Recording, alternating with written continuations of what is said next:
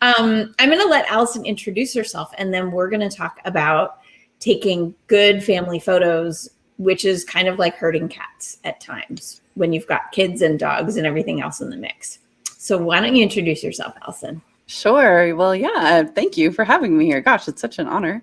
Oh, I'm so happy to. My name is Allison Shamrell. I live and work in San Diego, California, and I have been a professional full-time pet photographer for just over 9 years now. So coming up on 10, excited about that. And yeah, I'm pretty sure it's the best job in the world. Thank you.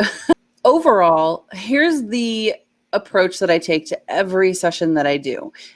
My approach is to show the dogs that I'm working with, and the kids too, an amazing time.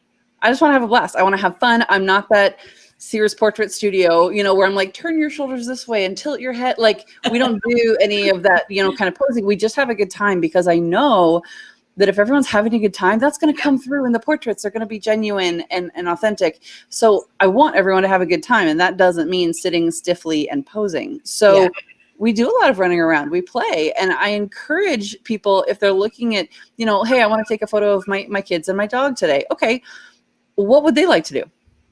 Can you incorporate that into taking photos? Can you make it somehow so that it's an activity that everyone gets excited about, and not just is a goal for you and you're determined and you're going to do it and you're going to take the photo and everyone's going to enjoy it? Like, can we just make it a wonderful process for everyone? Because I think it's going to be a better portrait that way.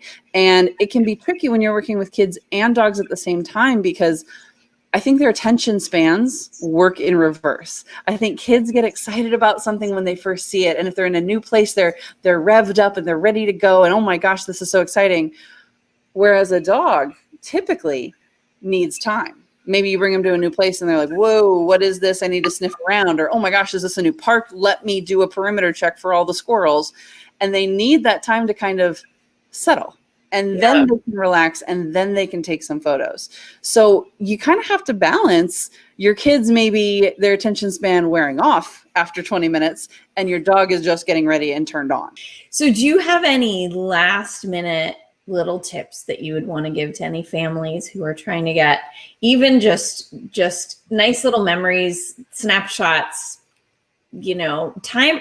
Babies and puppies, and they all change so quickly that not everybody can afford to do a photo shoot with a professional every 6 months or whatever to show these changes. So do you have any advice for sort of capturing the big moments when in between professional photo shoots? Yeah, for sure.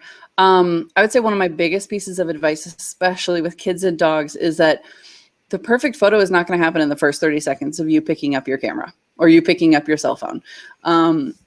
If you're in a place, maybe a hike would be something different, with your dog perched up on a rock. But if you're in a place where you can hang out for a few minutes, then hang out, see what happens, see what develops, see what poses kind of naturally come to your kids and your dogs, and just kind of play around. Adults or older children be in control of the dogs, and we don't give a dog's leash to a 2-year-old or something like that. Thank you. I would.